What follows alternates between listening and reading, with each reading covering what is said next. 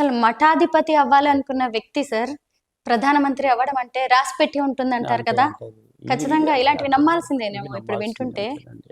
అంతే. నిజమే సార్. ఆ, అప్పుడు మళ్ళీ ఆయన ప్రధానమంత్రి అయినప్పుడు కూడా ఇంకొక ఇంట్రెస్టింగ్ విషయం ఉంది చూసారా సార్? అప్పుడు ఆయన మన రాజీవ్ గాంధీ చనిపోవడంతో ఆయన కంటెస్ట్ చేసి మరి ఎందుకంటే అప్పటికి ఏమి ఎంపీ ఎలక్షన్స్ లో కూడా కంటెస్ట్ చేయలేదు కదా ఆయన మీరన్న హెల్త్ ఎంపీగా లేరు, ప్రాబ్లమ్స్ తో. ఎమ్మెల్యేగా లేరు, ఏ లేరు. పదవి లేరు, ఊరికే ఇంకా అవును. రిటైర్డ్గా ఎస్. ఉన్నారు. అప్పుడు ఏదో విశ్రాంతి తీసుకుంటూ ఇంకా నేను పుస్తకాలు రాసుకుంటాను, హాయిగా ఈ సాహిత్య ఆ, రచనలు అవి చూసుకుంటానన్న ఆ నిర్ణయానికి వచ్చారనమాట.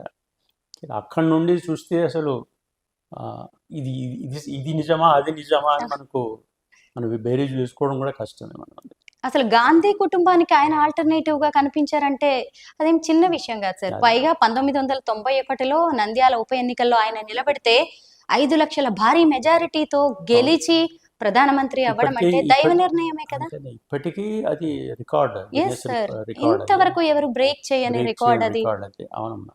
అది అంతే. మనం కొన్ని కొన్ని కొన్ని ఎలా ఉంటాయంటే అది దైవ నిర్ణయంగానే తీసుకోవాలి మనం. ఇప్పుడు ఆయన ఏమి పదవుల కోసం వెంపర్లాడింది ఎప్పుడూ లేదు. లేదు. నేను నా చిన్నప్పటి నుండి చూస్తున్నాను, 62 నుండి చూస్తున్నాను, ఈ పదవి నాకు కావాలి అని ఆయన ఇప్పుడు ఎవరిని అడిగింది లేదు.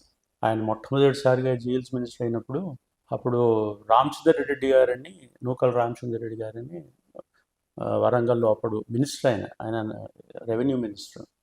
ఆయన పట్టుబట్టారు సంజీవ్ రెడ్డి గారి దగ్గర. ఆ పివి గారికి మినిస్టర్ ఇస్తేనే నేను ఒప్పుకుంటాను.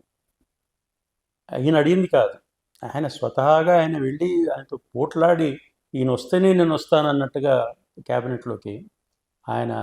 అట్లా అంటే ఆయన ఇప్పుడు ఏ పదవి అడగలేదు. దాని తర్వాత చీఫ్ మినిస్టర్ కూడా ఆయన నాకు ఈ మధ్య ముఖ్యమంత్రి పదవి ఎప్పుడు అడగలేదు. ఇందిరాగాంధీ గారు పిక్ అండ్ చూస్ లాగా ఈయన చెరీ పికింగ్ లాగా చేసి మీరు ఉండాలి, ఇప్పుడున్న పరిస్థితుల్లో ఒక తెలంగాణ వాడు కావాలి అంటే 71 మాట చెప్తున్నాను నేను, మీరే ఉండాలి అని ఆయన్ని పికప్ చేసి ఆయన్ని చీఫ్ మినిస్టర్గా చేశారు. తర్వాత కూడా ఆయనే చీఫ్ మినిస్టర్గా ఉన్నప్పుడు భూ సంస్కరణలు తెచ్చారు. అంటే ఎందుకు తెచ్చారు అంటే ఊర్లలో ఒక శాంతి ఉండకూడదు, ఒకరి దగ్గర వేలాది మంది ఎకరాలు ఇంకోటి దగ్గర ఏమీ లేకపోవడం, ఈ అసమానత్వం వల్ల అశాంతికి కారణం. కాబట్టి ఇది అందరికీ అది కొంత పరిమితులు పెడదాం అని ల్యాండ్ సీలింగ్ యాక్ట్ తెచ్చారు. ఈరోజు 95% చిన్న కమతాలు తెలంగాణలో ఉన్నాయంటే దానికి కారణం పివి గారు. ఇది కాబట్టి ఆయన పనితో ఆయన చేసుకుంటూ పోయాడు. ఆయన వీళ్ళేదో అంటారు వాళ్ళేదో అంటారు అని నేను ఎప్పుడు బాధపడలేదు, ఆలోచించలేదు కూడా.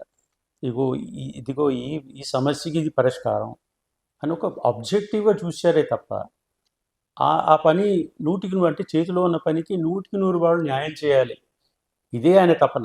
రోజు 14 గంటలు రోజు పనిచేసేవారు ఆయన. ఫైల్స్ చూడడమో లేక చదవడమో లేక పెద్దవాళ్ళు అంటే నిష్ణాతులు, ఆ సబ్జెక్ట్లో నిష్ణాతులు ఏమైనా పిలిపించి వాళ్ళతో డిస్కషన్ చేయడము, మళ్ళీ వాళ్ళు ఇచ్చిన నోట్స్ని చదవడము, దాని మీద ఒక నిర్ణయానికి రావడం, దాన్ని అమలు చేయడంతో ఇది కాదు, దాంట్లో ఏదైనా తప్పులు ఏమైనా దొరికితే మళ్ళీ అవి సవరించడం, ఇదంతా రిఫార్మ్స్ ప్రాసెస్. అది దాదాపు 30 సంవత్సరాలు చేశారు. ప్రతి పదవిలో ఆయన ఒక కొత్త ఆలోచన నింపారు కదండి. జైల్స్ మినిస్టర్గా ఉన్నప్పుడు ఓపెన్ జైల్ సిస్టమ్ తెచ్చింది వారు. ఇప్పటికీ అది ఇంకా ప్రచరణలో ఉంది, అమల్లో ఉంది. ఫస్ట్ టైం తెచ్చింది దేశంలో ఆయన. తర్వాత 10+2 విద్యామంత్రిగా ఉన్నప్పుడు ఆ ఎడ్యుకేషన్ తెచ్చింది వారే తెచ్చారు. అలాగే గురుకుల స్కూల్స్ మన ఇక్కడ సర్వేల్లో ప్రారంభించింది ఆయన.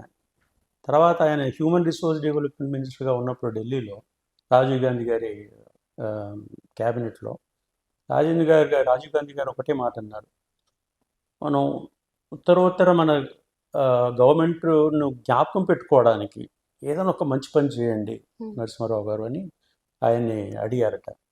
ఇది పివి గారు నాకు చెప్పారు. నాకు వదిలేసేయండి నేను చేస్తాను అన్నారట. ఇప్పుడున్న మన వాటి నవోదయ స్కూల్స్, వాటి కాన్సెప్ట్ నుండి ఇంప్లిమెంటేషన్ దాకా మొత్తం ఆయనే చేశారు. ఈరోజు 600కు పైగా మన నవోదయ స్కూల్స్ మొత్తం దేశంలో అద్భుతంగా పనిచేస్తున్నాయి. లక్షలాది మంది విద్యార్థులు అందులో బయటకు వస్తున్నారు. అది గ్రామీణ ప్రాంతం వాళ్ళు. ఇప్పుడు ఏదో సిటీలో పెట్టాము, మంచి స్టూడెంట్స్ బాగా వెల్ ఎడ్యుకేటెడ్ పీపుల్ వచ్చి వాళ్ళు చదువుకున్నారని కాదు. గ్రామీణ ప్రాంతంలో ఉన్న టాలెంట్ పికప్ చేయడానికి వాళ్ళ కోసమని ఈ నవోదయ స్కూల్స్ తెచ్చారు. చాలా మంచి రిజల్ట్స్ ఇస్తున్నాయి. అద్భుతమైన ఈరోజు రెస్పాన్సిబుల్ సిటిజన్స్ తయారవుతున్నారు. దానికి కారణం పివి గారు. మరి ఆ గవర్నమెంట్ జ్ఞాపకం పెట్టుకున్నట్టే కదా ఇప్పటికీ. అలాగే లుకిస్ట్ పాలసీ, ఈరోజు మన లుకిస్ట్ పాలసీ గురించి మనం దాని మీదనే ఇంప్రూవైజేషన్ అవుతుంది తప్ప, ఇప్పుడు ఒకటి మనం ఆలోచించాలి, పివి గారు తెచ్చిన ప్రతి సంస్కరణ ఎవరు వెనక్కి తీసుకోలేదు ఇప్పటివరకు. అది ఆయన గొప్పతనం. అంటే ఆలోచించి 10 మంది సంప్రదించి ఒక ఖచ్చితమైన నిర్ణయానికి వచ్చిన తర్వాతనే ఆయన అది ఇంప్లిమెంట్ చేసేవారు. ఏదో ఎవరో చెప్పారో ఇంప్లిమెంట్ చేశాను మళ్ళీ రేపు వెనక్కి తీసుకోవడం అట్లాంటిది ఎప్పుడు లేదు. ఆయన ఎప్పుడు చేసినా బాగా లోతుగా ఆలోచించి దాన్ని విశ్లేషించి ఒక నిర్ణయానికి వచ్చి అది ఇంప్లిమెంట్ చేసేవారు అనమాట. అందుకే ప్రతి గవర్నమెంట్ ఆయన తెచ్చిన రిఫార్మ్స్, ఇప్పుడు ఆర్థిక సంస్కరణలు తెచ్చారు, నెక్స్ట్ గవర్నమెంట్ దాన్ని ఫాలో కావాల్సిన అవసరం ఏం లేదు. ఇది పనికిరాదు, మనం ఇంకేదైనా లైన్లో వెళదామని వెళ్ళొచ్చు.